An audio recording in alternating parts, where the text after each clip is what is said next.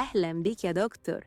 أنا الارتكارية، أظهر فجأة واختفي فجأة وأجنن اللي قدامي. انت مفكره نفسك مين؟ ده انت شويه حساسيه. هو احنا هنهزر؟ بالظبط، بس مش أي حساسية، أما رد فعل زيادة عن اللزوم من جهازك المناعي. يعني انا جسمي طلع بيبالغ؟ بيبالغ قوي وبيطلع مادة اسمها الهستامين، فتلاقي احمرار، تورم، وحكة تخليك تفكر تعض جلدك. طب هو انت معديه؟ معديتي يا دكتور؟ لا لا لا لا لا لا، احنا مش عدوى ومش فيروس ومش باجي حتى باللمس. طب بلاش دلع وقولي لي انت بتيجي منين اصلا؟ حاضر، باجي من الأكل، من الدواء، من التوتر العصبي، من البرد أو الحر، وأحيانا بقى من غير سبب واضح أصلا. يعني انت كده ممكن تظهري وتختفي؟ أظهر واختفي زي باتمان. لأن ده تخصصي، بطلع في إيدك واختفي، واطلع في رجلك واختفي، واطلع في ظهرك واختفي. انت عرفت بقى الدنيا. هسيبك محتار وبتدور على السبب. وعلى كده انت خطيره بقى. والله انتوا ظالميني، انا عمري ما كنت خطيره، بس لو حصل تورم في الشفايف او اللسان ممكن يعملوا لك صعوبه في النفس، ساعتها